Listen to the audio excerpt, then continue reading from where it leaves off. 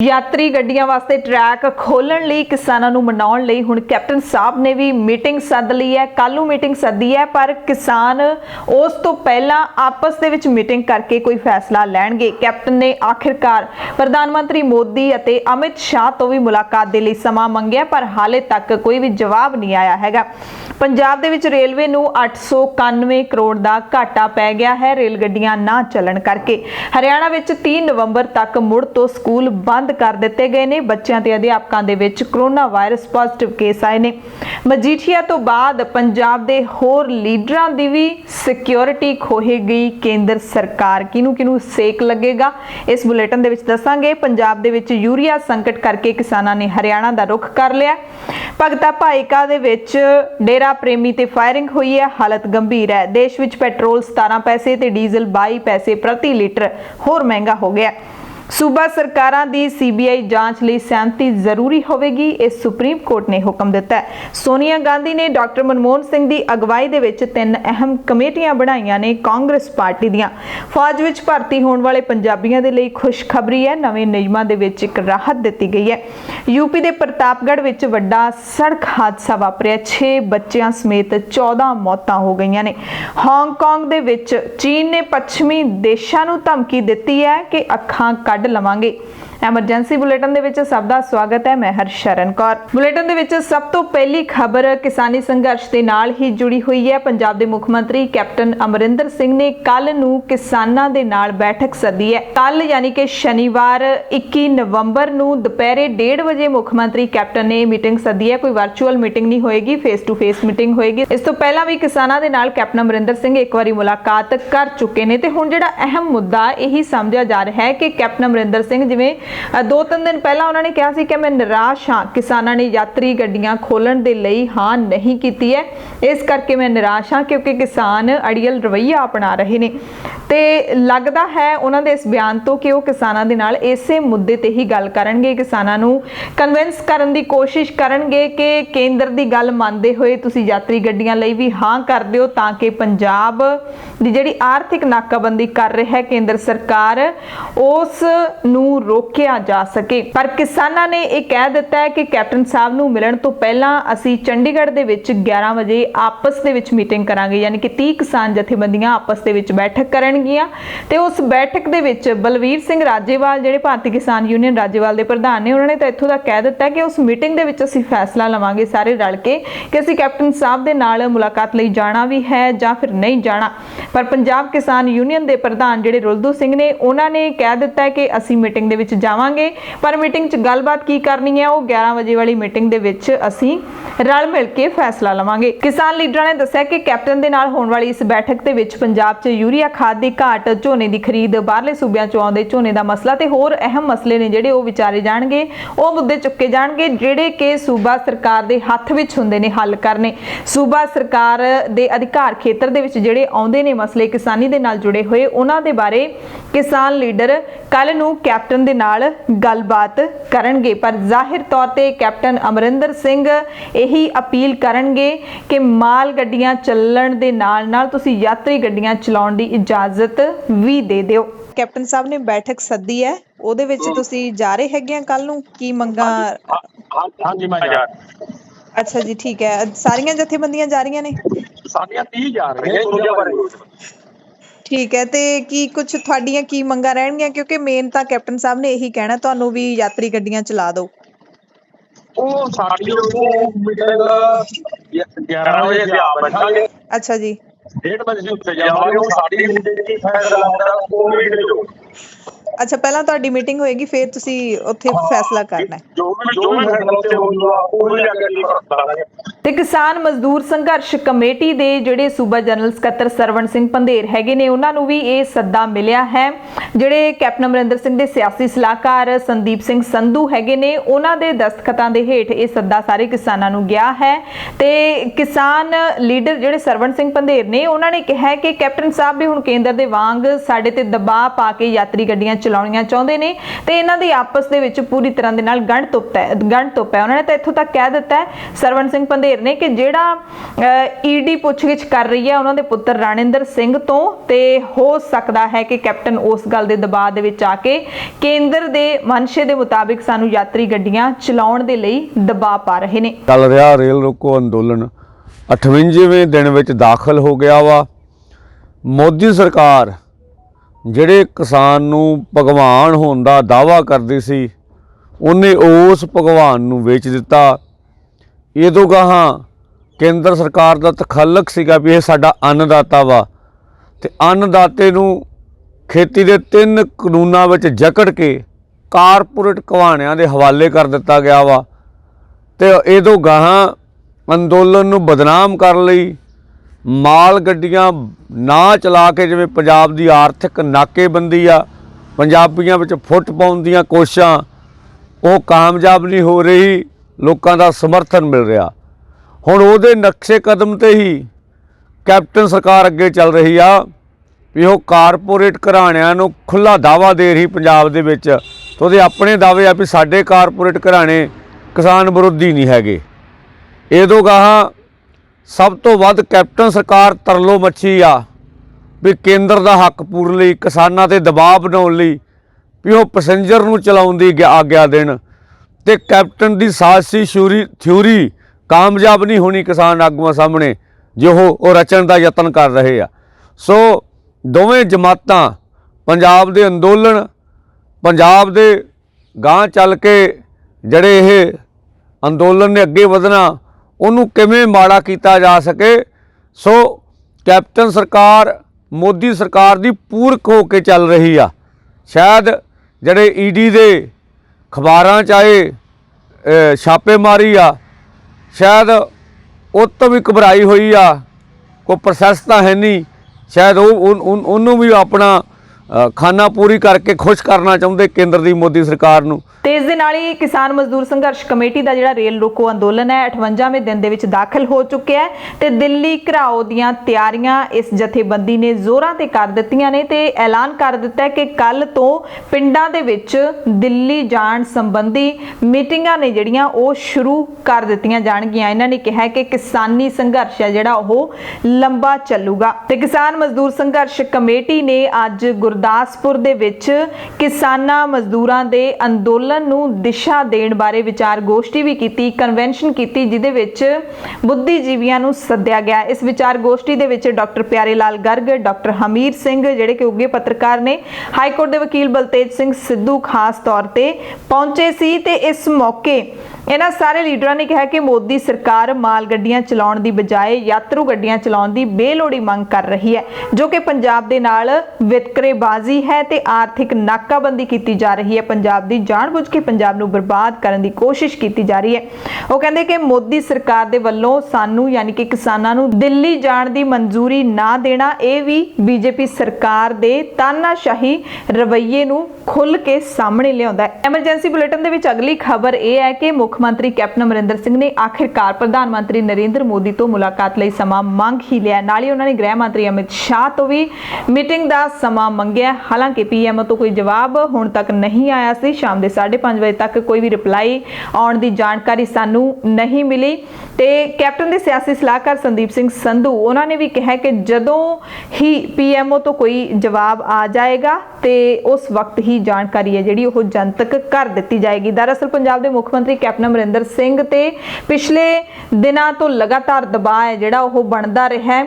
ਖਾਸ ਕਰਕੇ ਆਮ ਆਦਮੀ ਪਾਰਟੀ ਦੇ ਜਿਹੜੇ ਸੀਨੀਅਰ ਲੀਡਰ ਹੈਗੇ ਨੇ, ਸੂਬਾ ਪ੍ਰਧਾਨ ਨੇ ਭਗਵੰਤ ਮਾਨ, ਉਹ ਵਾਰੀ-ਵਾਰੀ ਕੈਪਟਨ ਸਾਹਿਬ ਨੂੰ ਕਹਿੰਦੇ ਸੀ ਕਿ ਤੁਸੀਂ ਆਪਣੇ ਜਿਹੜੇ ਆਕਾ ਹੈਗੇ ਨੇ ਨਰਿੰਦਰ ਮੋਦੀ, ਉਹਨਾਂ ਨਾਲ ਮੁਲਾਕਾਤ ਕਰੋ। ਤੁਸੀਂ ਕਿਉਂ ਰਾਸ਼ਟਰਪਤੀ ਨੂੰ ਮਿਲਣਾ ਚਾਹੁੰਦੇ ਹੋ? ਰਾਸ਼ਟਰਪਤੀ ਵਾਰੀ-ਵਾਰੀ ਸੱਦਾ ਠੁਕਰਾ ਰਹੇ ਨੇ, ਤੁਸੀਂ ਰਾਸ਼ਟਰਪਤੀ ਨੂੰ ਕਿਉਂ ਮਿਲਣ ਜਾ ਰਹੇ ਹੋ? ਦਿੱਲੀ 'ਚ ਤੁਸੀਂ ਜੰਤਰ ਮੰਤਰ ਤੇ ਜਾ ਕੇ ਧਰਨਾ ਲਾ ਕੇ ਡਰਾਮਾ ਕਰਦੇ ਹੋ, ਜਿਹੜੀ ਗੱਲ ਹੈ ਉਹ ਤੁਸੀਂ ਕਰਦੇ ਨਹੀਂ। ਪ੍ਰਧਾਨ ਮੰਤਰੀ ਨਾਲ ਮੁਲਾਕਾਤ ਤੁਸੀਂ ਕਰਦੇ ਨਹੀਂ। ਇਸ ਤੋਂ ਪਤਾ ਲੱਗਦਾ ਹੈ ਕਿ ਤੁਸੀਂ ਦੋਗਲੇ ਹੋ। ਸੋ ਇਸ ਤਰ੍ਹਾਂ ਕਈ ਪਾਰਟੀਆਂ ਨੇ ਵੀ, ਜਿਹੜੀਆਂ ਵਿਰੋਧੀ ਪਾਰਟੀਆਂ ਨੇ, ਨੇ ਉਹਨਾਂ ਨੇ ਵੀ ਇਹੀ ਵਾਰ-ਵਾਰ ਮੰਗ ਕੀਤੀ ਸੀ ਕਿ ਕੈਪਟਨ ਸਾਹਿਬ ਪ੍ਰਧਾਨ ਮੰਤਰੀ ਦੇ ਨਾਲ ਮੁਲਾਕਾਤ ਕਰਨ। ਹਾਲਾਂਕਿ ਇਸ ਮੁਲਾਕਾਤ ਦੇ ਵਿੱਚੋਂ ਕੀ ਨਤੀਜਾ ਨਿਕਲੂਗਾ ਇਸ ਬਾਰੇ ਕੁਝ ਨਹੀਂ ਕਹਿ ਸਕਦੇ, ਕਿਉਂਕਿ ਹਾਲੇ ਤਾਂ ਇਹ ਵੀ ਨਹੀਂ ਪਤਾ ਕਿ ਮੁਲਾਕਾਤ ਲਈ ਪ੍ਰਧਾਨ ਮੰਤਰੀ ਤੋਂ ਮੁੱਖ ਮੰਤਰੀ ਕੈਪਟਨ ਨੂੰ ਸਮਾਂ ਮਿਲਣਾ ਹੈ ਜਾਂ ਨਹੀਂ ਮਿਲਣਾ, ਕਿਉਂਕਿ ਪਿਛਲੇ ਦਿਨੀ ਜੋ ਵਿਹਾਰ ਕੇਂਦਰ ਦੇ ਵੱਲੋਂ ਕੀਤਾ ਗਿਆ ਮੁੱਖ ਮੰਤਰੀ ਕੈਪਟਨ ਅਮਰਿੰਦਰ ਸਿੰਘ ਦੇ ਨਾਲ, ਰਾਸ਼ਟਰਪਤੀ ਨੇ ਸੱਦਾ ਠੁਕਰਾ ਦਿੱਤਾ ਸੀ, 3 ਵਾਰੀ ਸੱਦਾ ਠੁਕਰਾਇਆ ਗਿਆ ਤੇ ਹੁਣ ਪੀਐਮਓ ਕੀ ਆਨਸਰ ਦੇਗਾ ਇਸ ਦੀ ਵੀ ਉਡੀਕ ਰਹੇਗੀ। ਤੇ ਲੋਕ ਇਹ ਵੀ ਚਰਚਾ ਕਰ ਰਹੇ ਨੇ ਕਿ ਇਹ ਅਜਿਹਾ ਮੁਲਕ ਹੈ, ਇਹ ਸਾਡਾ ਮੁਲਕ ਹੈ ਜਿੱਥੇ ਇੱਕ ਸੂਬੇ ਦੇ ਮੁੱਖ ਮੰਤਰੀ ਨੂੰ ਪ੍ਰਧਾਨ ਮੰਤਰੀ ਦੇ ਨਾਲ ਜਾਂ ਰਾਸ਼ਟਰਪਤੀ ਦੇ ਨਾਲ ਮੁਲਾਕਾਤ ਕਰਨ ਦੇ ਲਈ ਭੀਖ ਦੇ ਵਾਂਗੂ ਸਮਾਂ ਮੰਗਣਾ ਪੈ ਰਿਹਾ ਹੈ ਤੇ ਮਿਲ ਨਹੀਂ ਰਿਹਾ ਸਮਾਂ, ਤੇ ਉਹ ਵੀ ਉਸ ਸੂਬੇ ਦੇ ਮੁੱਖ ਮੰਤਰੀ ਨੂੰ ਜਿੱਥੋਂ ਦੇ ਸਾਰੇ ਲੋਕ ਸੰਘਰਸ਼ ਕਰ ਰਹੇ ਨੇ, ਪਿਛਲੇ 2 ਮਹੀਨਿਆਂ ਤੋਂ ਸੜਕਾਂ ਦੇ ਉੱਤੇ ਆਏ ਹੋਏ ਨੇ। ਕੈਪਟਨ ਨੇ ਪ੍ਰਧਾਨ ਮੰਤਰੀ ਤੋਂ ਸਮਾਂ ਮੰਗਦਿਆਂ ਇਹ ਵੀ ਅਪੀਲ ਕੀਤੀ ਹੈ ਕਿ ਖੇਤੀ ਕਾਨੂੰਨਾਂ ਦਾ ਮੁੱਦਾ ਹੈਗਾ ਜਿਹੜਾ ਉਹ ਨਰਮੀ ਨਾਲ ਹੱਲ ਕੀਤਾ ਜਾਵੇ, ਯਾਤਰੀ ਤੇ ਮਾਲ ਗੱਡੀਆਂ ਨੂੰ ਜੋੜ ਕੇ ਨਾ ਦੇਖਿਆ ਜਾਵੇ। ਸਰਕਾਰ ਨੂੰ ਕਿਸਾਨਾਂ ਦਾ ਅੰਦੋਲਨ ਖਤਮ ਕਰਨ ਦੇ ਲਈ ਸੂਬਾ ਸਰਕਾਰ ਦੇ ਨਾਲ ਮਿਲ ਕੇ ਸਾਜ਼ਗਾਰ ਮਾਹੌਲ ਤਿਆਰ ਕਰਨ ਦੀ ਪਹਿਲ ਕਰਨੀ ਚਾਹੀਦੀ ਹੈ। ਹੁਣ ਇੰਨੇ ਠਰਮੇ ਦੇ ਨਾਲ ਜੋ ਕੈਪਟਨ ਸਾਹਿਬ ਨੇ ਨਰਿੰਦਰ ਮੋਦੀ ਸਰਕਾਰ ਨੂੰ ਜੋ ਸੁਨੇਹਾ ਭੇਜਿਆ ਕਿ ਕੇਂਦਰ ਸਰਕਾਰ ਉਸ ਨੂੰ ਸੁਣੇਗੀ, ਉਸ ਤੇ ਗੌਰ ਕਰੇਗੀ, ਇਹ ਦੇਖਣਾ ਹੋਏਗਾ ਤੇ ਜਦੋਂ ਵੀ ਜਾਣਕਾਰੀ ਮਿਲੇਗੀ ਤੁਹਾਨੂੰ ਜ਼ਰੂਰ ਦਵਾਂਗੇ। ਐਮਰਜੈਂਸੀ ਬੁਲੇਟਿਨ ਦੇ ਵਿੱਚ ਅਗਲੀ ਖਬਰ ਹੈ ਕਿ ਪੰਜਾਬ ਦੇ ਵਿੱਚ ਕਿਸਾਨੀ ਸੰਘਰਸ਼ ਸਤੰਬਰ ਤੋਂ ਲਗਾਤਾਰ ਚਾਲੂ ਹੈ। ਸਤੰਬਰ ਤੋਂ ਹੀ ਜਿਹੜੇ ਰੇਲਵੇ ਟਰੈਕ ਨੇ ਉਹ ਜਾਮ ਕੀਤੇ ਹੋਏ ਸੀ, ਹਾਲਾਂਕਿ 22 ਅਕਤੂਬਰ ਨੂੰ ਖੋਲ ਦਿੱਤੇ ਸੀ। ਹੁਣ ਤਾਂ 20 ਨਵੰਬਰ ਆ ਗਿਆ ਤੇ ਹੁਣ ਕੇਂਦਰ ਸਰਕਾਰ ਨੇ ਅੜੀ ਫੜ ਰੱਖੀ ਹੈ, ਪਰ ਭਾਰਤੀ ਰੇਲਵੇ ਨੇ ਪੰਜਾਬ ਦੇ ਵਿੱਚ ਬੰਦ ਪਈਆਂ ਰੇਲ ਗੱਡੀਆਂ ਕਾਰਨ 19 ਨਵੰਬਰ ਤੱਕ ਰੇਲਵੇ ਨੂੰ ਹੋਏ ਨੁਕਸਾਨ ਦੇ ਅੰਕੜੇ ਜਾਰੀ ਕੀਤੇ ਨੇ ਤੇ ਰੇਲਵੇ ਨੇ ਜਾਣਕਾਰੀ ਸਾਂਝੇ ਕਰਦੇ ਹੋਏ ਆਪਣੇ ਘਾਟੇ ਦਾ ਜਿਹੜਾ ਮੱਦਵਾਰ ਵੇਰਵਾ ਹੈ ਉਹ ਸਾਹਮਣੇ ਰੱਖਿਆ। 19 ਨਵੰਬਰ ਨੂੰ ਜਾਰੀ ਅੰਕੜਿਆਂ ਦੇ ਮੁਤਾਬਿਕ ਰੇਲਵੇ ਨੂੰ ਕਰੀਬ 891 ਕਰੋੜ ਦਾ ਰੈਵਨਿਊ ਘਾਟਾ ਹੋਇਆ। ਉੱਤਰੀ ਰੇਲਵੇ ਨੂੰ ਕਰੀਬ 14 ਕਰੋੜ 85 ਲੱਖ ਰੁਪਏ ਦਾ ਰੋਜ਼ਾਨਾ ਘਾਟਾ ਹੋ ਰਿਹਾ ਹੈ। ਰੇਲਵੇ ਨੂੰ ਯਾਤਰੀ ਟ੍ਰੇਨਾਂ ਨਾ ਚੱਲਣ ਨਾਲ ਕਰੀਬ 67 ਕਰੋੜ ਰੁਪਏ ਦਾ ਘਾਟਾ ਹੁਣ ਤੱਕ ਹੋ ਚੁੱਕਿਆ ਹੈ। ਰੇਲਵੇ ਨੇ ਜਾਣਕਾਰੀ ਦਿੱਤੀ ਹੈ ਕਿ ਕੁੱਲ ਜਿਹੜੀਆਂ ਰੱਦ ਹੋਈਆਂ ਟ੍ਰੇਨਾਂ ਨੇ, ਜਿਨ੍ਹਾਂ ਦੇ ਵਿੱਚ ਯਾਤਰੀ ਟ੍ਰੇਨਾਂ ਜਿਹੜੀਆਂ ਰੱਦ ਹੋਈਆਂ ਨੇ 2352, ਇਹਨਾਂ ਦੀ ਗਿਣਤੀ ਹੈਗੀ ਹੈ ਤੇ ਜਿਹੜੇ ਰੈਕ ਬਾਹਰਲੇ ਸੂਬਿਆਂ ਦੇ ਵਿੱਚ ਫਸੇ ਹੋਏ ਨੇ ਤੇ ਪੰਜਾਬ ਦੇ ਲਈ ਭਰ ਕੇ ਆਏ ਸੀ, ਉਹਨਾਂ ਦੀ ਗਿਣਤੀ 230 ਹੈ, ਜਿਨ੍ਹਾਂ ਦੇ ਵਿੱਚੋਂ 78 ਕੋਲੇ ਦੇ ਰੈਕ ਨੇ, 34 ਖਾਦਾਂ ਦੇ ਨੇ, 8 ਸੀਮੈਂਟ ਦੇ ਨੇ, 8 POL ਦੇ ਨੇ ਤੇ 102 ਜਿਹੜੇ ਹੈਗੇ ਨੇ ਸਟੀਲ ਕੰਟੇਨਰ ਤੇ ਹੋਰ ਜਿਹੜੀਆਂ ਜ਼ਰੂਰੀ ਵਸਤਾਂ ਨੇ ਉਹਨਾਂ ਦੇ ਰੈਕ ਨੇ ਜਿਹੜੇ ਉਹ ਫਸੇ ਹੋਏ ਨੇ, ਪੰਜਾਬ ਲਈ ਆਉਣੇ ਸੀ ਬਾਹਰਲੇ ਸੂਬਿਆਂ ਦੇ ਵਿੱਚ। ਤੇ ਜਿਹੜੇ ਪੰਜਾਬ ਦੇ ਵਿੱਚ ਫਸੇ ਹੋਏ ਰੈਕ ਨੇ ਉਹਨਾਂ ਦੀ ਗਿਣਤੀ 33 ਦੱਸੀ ਹੈ ਤੇ ਟੋਟਲ ਜਿਹੜੇ ਲੋਕੋ ਨੇਗੇ ਉਹ ਪੰਜਾਬ ਦੇ ਵਿੱਚ ਸਟਕ ਹੋਏ ਨੇ ਉਹਨਾਂ ਦੀ ਗਿਣਤੀ 96 ਹੈਗੀ ਹੈ। ਸੋ ਰੇਲਵੇ ਨੇ ਦੱਸਿਆ ਕਿ ਟੋਟਲ ਜਿਹੜਾ ਰੈਵਨਿਊ ਲਾਸ ਹੈਗਾ, ਰੈਵਨਿਊ ਦਾ ਘਾਟਾ ਹੈਗਾ ਉਹ 891 ਕਰੋੜ ਦਾ ਤੇ ਕੁੱਲ ਜਿਹੜਾ ਘਾਟਾ ਹੈਗਾ ਉਹ 2220 ਕਰੋੜ ਦਾ ਰੇਲਵੇ ਨੂੰ ਪੈ ਚੁੱਕਿਆ ਹੁਣ ਤੱਕ ਤੇ 19 ਤਰੀਕ ਤੱਕ ਦੇ ਅੰਕੜੇ ਜਾਰੀ ਕੀਤੇ ਨੇ। ਸੋ ਖਬਰਾਂ ਦੇ ਵਿੱਚ ਇਹ ਦਿਖਾਇਆ ਜਾ ਰਿਹਾ ਹੈ ਕਿ ਪੰਜਾਬ ਦੇ ਵਿੱਚ ਕਿਸਾਨ ਅੰਦੋਲਨ ਕਾਰਨ ਪਏ ਘਾਟੇ ਦੇ ਬਾਰੇ ਰੇਲਵੇ ਨੇ ਇਹ ਜਾਣਕਾਰੀ ਦਿੱਤੀ ਹੈ। ਇਹ ਮੀਡੀਆ ਅਦਾਰੇ ਜਿਹੜੇ ਇਸ ਤਰੀਕੇ ਦੇ ਨਾਲ ਖਬਰਾਂ ਲਿਖ ਰਹੇ ਨੇ, ਪਰ ਆਪਾਂ ਕਹਿ ਨਹੀਂ ਸਕਦੇ ਕਿ ਸਿਰਫ ਕਿਸਾਨ ਅੰਦੋਲਨ ਕਰਕੇ 1 ਮਹੀਨਾ ਰੇਲਾਂ ਬੰਦ ਰਹੀਆਂ ਸੀ, ਪਰ ਉਸ ਤੋਂ ਬਾਅਦ ਕਹਿ ਸਕਦੇ ਹਾਂ ਕਿ ਕੇਂਦਰ ਦੀ ਅੜੀ ਕਰਕੇ, ਕਿਸਾਨ ਅੰਦੋਲਨ ਤੇ ਕੇਂਦਰ ਦੀ ਅੜੀ ਕਰਕੇ ਜਿਹੜਾ ਘਾਟਾ ਪਿਆ ਹੈਗਾ ਰੇਲਵੇ ਨੂੰ, ਉਸ ਦੀ ਜਾਣਕਾਰੀ ਹੈ ਜਿਹੜੀ ਉਹ ਦਿੱਤੀ ਗਈ ਹੈ। ਇਸ ਤਰੀਕੇ ਦੇ ਨਾਲ ਅਸਲ ਦੇ ਵਿੱਚ ਸਹੀ ਖਬਰ ਬਣਦੀ ਹੈ। ਸੋ ਰੇਲਵੇ ਦੀ ਜਾਣਕਾਰੀ ਦੇ ਮੁਤਾਬਿਕ ਕਿੰਨੀ ਗਿਣਤੀ ਦੇ ਵਿੱਚ ਰੈਕ ਨੇ ਜਿਹੜੇ ਪੰਜਾਬ ਤੋਂ ਬਾਹਰ ਫਸੇ ਹੋਏ ਨੇ, ਪੰਜਾਬ ਦੇ ਵਿੱਚ ਵੀ ਫਸੇ ਹੋਏ ਨੇ। ਇਸ ਦਰਮਿਆਨ ਪੰਜਾਬ ਦੇ ਵਿੱਚ ਕਿਸਾਨਾਂ ਨੂੰ ਯੂਰੀਆ ਦਾ ਸੰਕਟ ਹੈ ਜਿਹੜਾ ਉਹ ਨਵਾਂ ਖੜਾ ਹੋ ਗਿਆ ਤੇ ਮਾਲ ਗੱਡੀਆਂ ਦੀ ਆਮਦ ਬੰਦ ਹੋਣ ਕਰਕੇ ਯੂਰੀਆ ਨਹੀਂ ਪਹੁੰਚ ਰਿਹਾ ਤੇ ਸੂਬੇ ਦੇ ਵਿੱਚ ਹੁਣ ਯੂਰੀਆ ਦੀ ਵੱਡੀ ਘਾਟ ਹੈ ਜਿਹੜੀ ਉਹ ਬਣਦੀ ਦਿਖਾਈ ਦੇ ਰਹੀ ਹੈ। ਕਿਸਾਨਾਂ ਨੇ ਹਰਿਆਣਾ ਚੋਂ ਯੂਰੀਆ ਖਾਦ ਹਾਸਲ ਕਰਨ ਦੇ ਲਈ ਹੁਣ ਯਤਨ ਕਰਨੇ ਸ਼ੁਰੂ ਕਰ ਦਿੱਤੇ ਨੇ। ਹਰਿਆਣਾ ਪੰਜਾਬ ਬਾਰਡਰ ਤੇ ਜਿਹੜੇ ਸ਼ਹਿਰ ਬਣੇ ਹੋਏ ਨੇ ਉੱਥੇ ਆਪਣੇ ਰਿਸ਼ਤੇਦਾਰਾਂ ਤੇ ਜਾਣਕਾਰਾਂ ਦੇ ਨਾਂ ਹੇਠ ਪੰਜਾਬ ਦੇ ਲੋਕਾਂ ਨੂੰ ਯੂਰੀਆ ਖਰੀਦਣਾ ਪੈ ਰਿਹਾ ਹੈ ਤੇ ਖੇਤੀਬਾੜੀ ਵਿਭਾਗ ਹੈ ਜਿਹੜਾ ਉਹ ਵੀ ਇਸ ਨੂੰ ਲੈ ਕੇ ਅਲਰਟ ਹੋ ਗਿਆ ਤੇ ਹਰਿਆਣਾ ਦਾ ਜਿਹੜਾ ਖੇਤੀਬਾੜੀ ਵਿਭਾਗ ਹੈ, ਇਸ ਵਿਭਾਗ ਨੇ ਦੁਕਾਨਾਂ ਤੇ ਕਰਮਚਾਰੀਆਂ ਦੀਆਂ ਡਿਊਟੀਆਂ ਲਾ ਦਿੱਤੀਆਂ ਨੇ ਤਾਂ ਜੋ ਯੂਰੀਆ ਖਾਦ ਦੇ ਪੰਜਾਬ ਜਾਣ ਤੇ ਨਜ਼ਰ ਰੱਖੀ ਜਾ ਸਕੇ। ਪਿਛਲੇ ਦਿਨੀ ਵੀ ਆਪਾਂ ਇਹ ਖਬਰ ਜਿਹੜੀ ਜਾਣਕਾਰੀ ਤੁਹਾਨੂੰ ਦਿੱਤੀ ਸੀ ਕਿ ਹਰਿਆਣਾ ਸਰਕਾਰ ਨੇ ਰੋਕ ਲਾ ਦਿੱਤੀ ਹੈ ਕਿ ਹਰਿਆਣੇ ਦੇ ਵਿੱਚ ਕਿਸੇ ਵੀ ਪੰਜਾਬ ਦੇ ਕਿਸਾਨ ਨੂੰ ਯੂਰੀਆ ਖਾਦ ਨਹੀਂ ਦਿੱਤੀ ਜਾਵੇ ਤੇ ਨਾ ਹੀ ਪੰਜਾਬ ਨੂੰ ਇਹ ਭੇਜੀ ਜਾਵੇ। ਦਰਅਸਲ ਕਣਕ ਦੀ ਬਿਜਾਈ ਤੋਂ ਬਾਅਦ ਪਹਿਲਾ ਪਾਣੀ ਜਦੋਂ ਲਾਇਆ ਜਾਂਦਾ ਹੈ ਉਸ ਵਕਤ ਯੂਰੀਆ ਦੀ ਕਾਫੀ ਲੋੜ ਹੁੰਦੀ ਹੈ ਤੇ ਹੁਣ ਪੰਜਾਬ ਦੇ ਵਿੱਚ ਯੂਰੀਆ ਦੀ ਘਾਟ ਹੋਣ ਕਰਕੇ ਕਿਸਾਨਾਂ ਨੇ ਹਰਿਆਣੇ ਵੱਲ ਰੁਖ ਕੀਤਾ। ਹਾਲਾਂਕਿ ਪਰਸੋਂ ਜਦੋਂ ਮੀਟਿੰਗ ਹੋਈ ਹੈ ਕਿਸਾਨਾਂ ਦੀ ਚੰਡੀਗੜ੍ਹ ਦੇ ਵਿੱਚ, ਉਸ ਵਕਤ ਪੰਜਾਬ ਸਰਕਾਰ ਦੇ 3 ਕੈਬਨਿਟ ਮੰਤਰੀ ਵੀ ਕਿਸਾਨਾਂ ਦੇ ਨਾਲ ਮਿਲੇ ਸੀ। ਉਸ ਵਕਤ ਉਹਨਾਂ ਨੇ ਕਿਹਾ ਸੀ ਕਿ ਸੂਬੇ ਦੇ ਵਿੱਚ ਜਿਹੜੇ ਖਾਦ ਦੇ ਪ੍ਰੋਡਕਸ਼ਨ ਹਾਊਸ ਨੇ ਉਹਨਾਂ ਦੇ ਵਿੱਚੋਂ ਖਾਦ ਸੂਬੇ ਦੇ ਕਿਸਾਨਾਂ ਨੂੰ ਹੀ ਦਿੱਤੀ ਜਾਏਗੀ। ਸੋ ਉਹ ਖਾਦ ਹੁਣ ਦੇਣੀ ਸ਼ੁਰੂ ਕਰ ਦਿੱਤੀ ਗਈ ਹੈ ਜਾਂ ਨਹੀਂ ਕੀਤੀ ਗਈ, ਇਸ ਬਾਰੇ ਪੰਜਾਬ ਸਰਕਾਰ ਬਿਹਤਰ ਜਾਣਦੀ ਹੈ। ਐਮਰਜੈਂਸੀ ਬੁਲੇਟਿਨ ਦੇ ਵਿੱਚ ਅਗਲੀ ਖਬਰ ਬਠਿੰਡਾ ਤੋਂ ਆਈ ਹੈ, ਜਿੱਥੇ ਭਗਤਾ ਭਾਈਕਾ ਕਸਬੇ ਦੇ ਵਿੱਚ ਬਾਅਦ ਦੁਪਹਿਰ ਅੱਜ ਇੱਕ ਡੇਰਾ ਪ੍ਰੇਮੀ ਨੂੰ ਗੋਲੀ ਮਾਰਨ ਦਾ ਮਾਮਲਾ ਸਾਹਮਣੇ ਆਇਆ ਹੈ। ਗੰਭੀਰ ਹਾਲਤ ਦੇ ਵਿੱਚ ਡੇਰਾ ਸਿਰਸਾ ਪ੍ਰੇਮੀ ਮਨੋਹਰ ਲਾਲ ਨੂੰ ਇੱਕ ਪ੍ਰਾਈਵੇਟ ਹਸਪਤਾਲ ਦੇ ਵਿੱਚ ਦਾਖਲ ਕਰਵਾ ਦਿੱਤਾ ਗਿਆ, ਜਿੱਥੇ ਉਸ ਦੀ ਹਾਲਤ ਗੰਭੀਰ ਦੇਖਦਿਆਂ ਉਸ ਨੂੰ ਅੱਗੇ ਰੈਫਰ ਕਰ ਦਿੱਤਾ ਗਿਆ।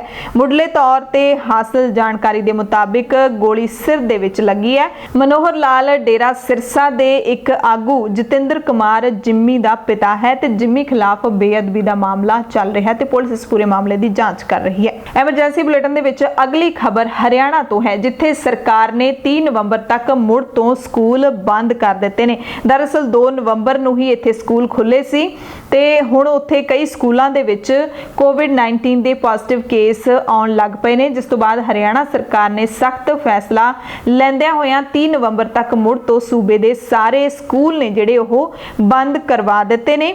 ਸੂਬਾ ਸਰਕਾਰ ਨੇ ਸਰਕਾਰੀ ਤੇ ਪ੍ਰਾਈਵੇਟ ਦੋਵੇਂ ਸਕੂਲਾਂ ਦੇ ਵਿੱਚ ਕੋਵਿਡ-19 ਦੇ ਮੱਦੇਨਜ਼ਰ ਰੋਕ ਲਾ ਦਿੱਤੀ ਹੈ ਵਿਦਿਆਰਥੀਆਂ ਦੇ ਆਉਣ ਤੇ ਸਰਕਾਰ ਵੱਲੋਂ ਜਾਰੀ ਹਦਾਇਤਾਂ ਦੇ ਮੁਤਾਬਿਕ ਸਕੂਲਾਂ ਦੇ ਵਿੱਚ ਲਾਕਡਾਊਨ ਰਹੇਗਾ। ਸਕੂਲ ਖੋਲਣ ਤੇ ਵਿਦਿਆਰਥੀਆਂ ਨੂੰ ਬੁਲਾਉਣ ਵਾਲੇ ਸਕੂਲਾਂ ਦੇ ਉੱਤੇ ਕਾਰਵਾਈ ਸਰਕਾਰ ਕਰੇਗੀ ਜੇ 3 ਨਵੰਬਰ ਤੱਕ ਕੋਈ ਵੀ ਸਕੂਲ ਹਰਿਆਣਾ ਦੇ ਵਿੱਚ ਖੋਲ੍ਹਿਆ ਜਾਂਦਾ ਹੈ। ਇਸ ਦੇ ਨਾਲ ਹੀ ਇਹ ਵੀ ਹਦਾਇਤ ਦਿੱਤੀ ਗਈ ਹੈ ਕਿ ਵਿਦਿਆਰਥੀਆਂ ਦੇ ਨਾਲ ਅਧਿਆਪਕਾਂ ਦਾ ਵੀ ਕਰੋਨਾ ਟੈਸਟ ਹੈ ਜਿਹੜਾ ਉਹ ਕਰਾਉਣਾ ਹੋਵੇਗਾ। ਜਦੋਂ ਦੁਬਾਰਾ 3 ਨਵੰਬਰ ਨੂੰ ਸਕੂਲ ਖੁੱਲਣਗੇ ਉਦੋਂ ਵੀ ਟੈਸਟ ਹੋਏਗਾ। ਦਰਅਸਲ ਹਰਿਆਣਾ ਵਿੱਚ ਰਿਵਾੜੀ ਦੇ 13 ਸਕੂਲਾਂ ਦੇ 103 ਬੱਚੇ ਕਰੋਨਾ ਪੋਜ਼ਿਟਿਵ ਪਾਏ ਗਏ ਨੇ, ਜਦਕਿ ਹਾਲੇ ਤੱਕ ਕਈ ਬੱਚਿਆਂ ਦੀ ਰਿਪੋਰਟ ਆਉਣੀ ਬਾਕੀ ਹੈ। ਹਰਿਆਣਾ ਦੇ ਜੀਂਦ ਵਿੱਚ ਵੀ 11 ਸਕੂਲੀ ਬੱਚੇ ਕਰੋਨਾ ਪੋਜ਼ਿਟਿਵ ਪਾਏ ਗਏ ਨੇ ਤੇ 8 ਸਕੂਲ ਅਧਿਆਪਕ ਵੀ ਪੋਜ਼ਿਟਿਵ ਪਾਏ ਗਏ ਨੇ, ਜਿਸ ਤੋਂ ਬਾਅਦ ਸਰਕਾਰ ਨੇ ਸਖਤ ਫੈਸਲਾ ਲਿਆ। ਅਗਲੀ ਖਬਰ ਹੈ ਕਿ ਕੇਂਦਰੀ ਗ੍ਰਹਿ ਮੰਤਰਾਲੇ ਨੇ ਅਕਾਲੀ ਦਲ ਦੇ ਸੀਨੀਅਰ ਲੀਡਰ ਤੇ ਵਿਧਾਇਕ ਬਿਕਰਮ ਸਿੰਘ ਮਜੀਠੀਆ ਦੀ Z ਸੁਰੱਖਿਆ ਵਾਪਸ ਲੈ ਲਈ ਹੈ ਤੇ ਅਕਾਲੀ ਦਲ ਦੇ ਲੀਡਰ ਇਸ ਨੂੰ ਗੱਠਜੋੜ ਟੁੱਟਣ ਤੋਂ ਬਾਅਦ ਲਏ ਗਏ ਕਦਮ ਦੇ ਤੌਰ ਤੇ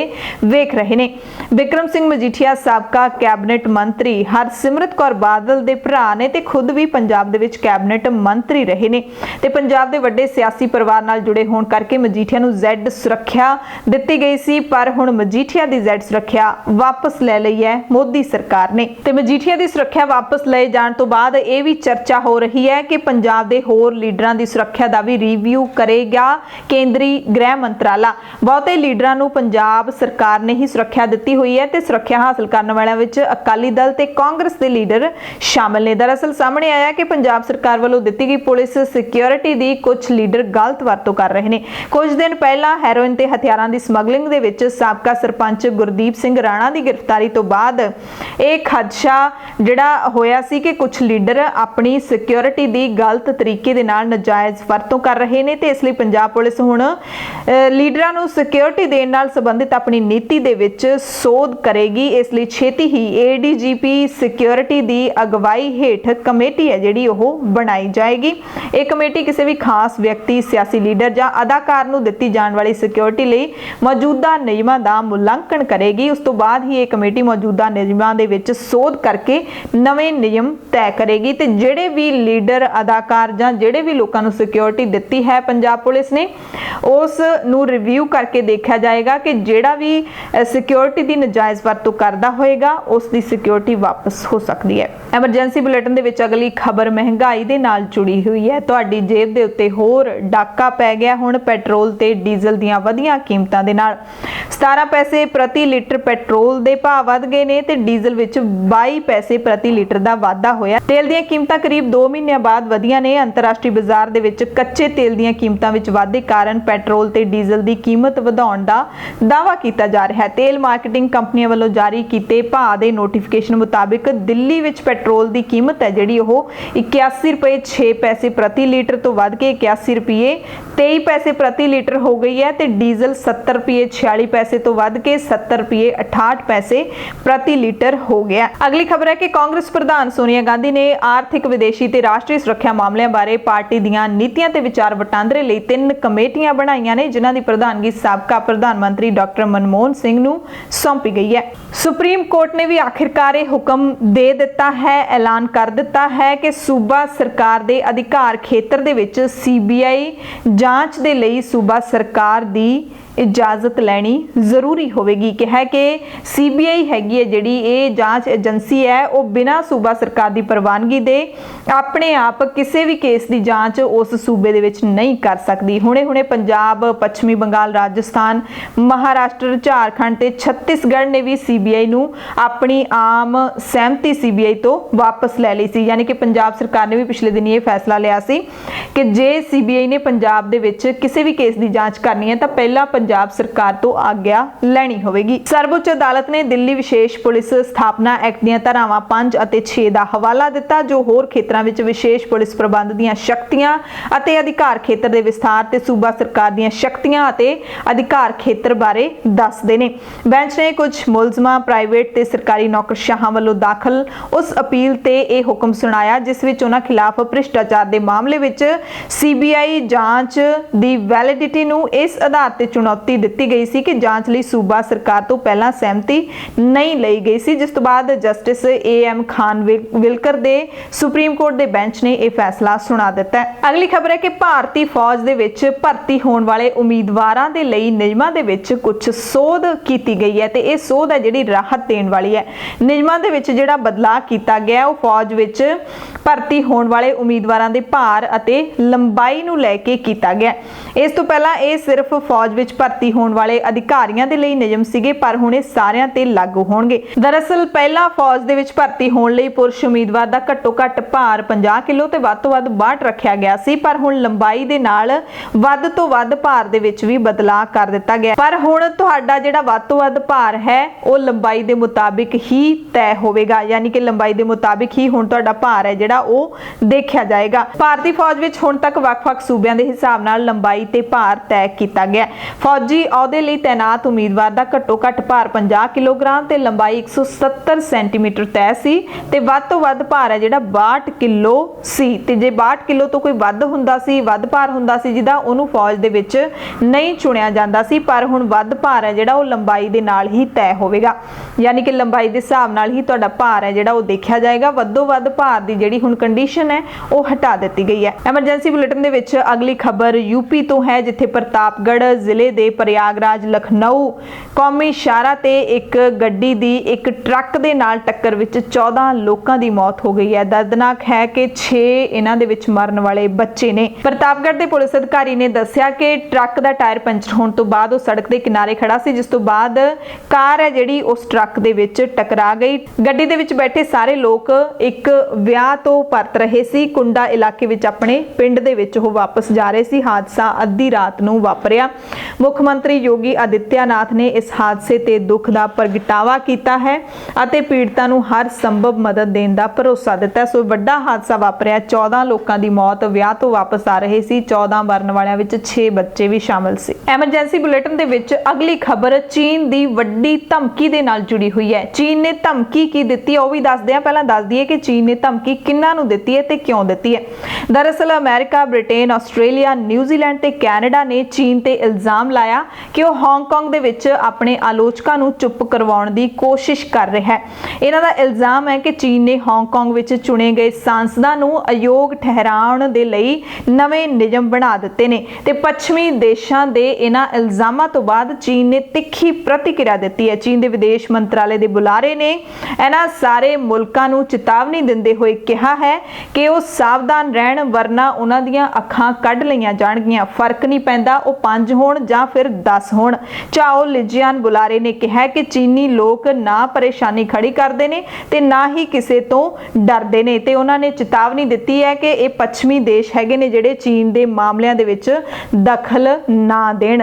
ਯਾਨੀ ਕਿ ਚੀਨ ਦਾ ਜਿਹੜਾ ਪੰਗਾ ਪਹਿਲਾਂ ਅਮਰੀਕਾ ਦੇ ਨਾਲ ਚੱਲਦਾ ਸੀ, ਭਾਰਤ ਦੇ ਨਾਲ ਚੱਲਦਾ ਸੀ, ਆਸਟ੍ਰੇਲੀਆ ਦੇ ਨਾਲ ਵੀ ਚੱਲਦਾ ਸੀ, ਹਾਲਾਂਕਿ ਕੈਨੇਡਾ ਦੇ ਨਾਲ ਵੀ ਥੋੜੀ ਅਣਬਣ ਰਹਿੰਦੀ ਸੀ, ਪਰ ਹੁਣ ਤਾਂ ਅਮਰੀਕਾ, ਬਰਤਾਨੀਆ, ਆਸਟ੍ਰੇਲੀਆ, ਨਿਊਜ਼ੀਲੈਂਡ ਤੇ ਕੈਨੇਡਾ ਸਾਰੇ ਮੁਲਕਾਂ ਨੂੰ ਚੀਨ ਨੇ ਵੱਡੀ ਜਿਹੜੀ ਧਮਕੀ ਤੇ ਵੱਡੀ ਚੇਤਾਵਨੀ ਦਿੱਤੀ ਹੈ। ਔਰ ਸ਼ਬਦਾਵਲੀ ਹੈ ਜਿਹੜੀ ਇਸ ਤਰ੍ਹਾਂ ਦੀ ਵਰਤੀ ਗਈ ਹੈ ਕਿ ਤੁਹਾਡੀਆਂ ਅੱਖਾਂ ਕੱਢ ਲਈਆਂ ਜਾਣਗੀਆਂ ਜੇ ਤੁਸੀਂ ਸਾਨੂੰ ਅੱਖਾਂ ਦਿਖਾਓਗੇ ਜਾਂ ਸਾਡੇ ਤੇ ਇਲਜ਼ਾਮ ਲਾਓਗੇ।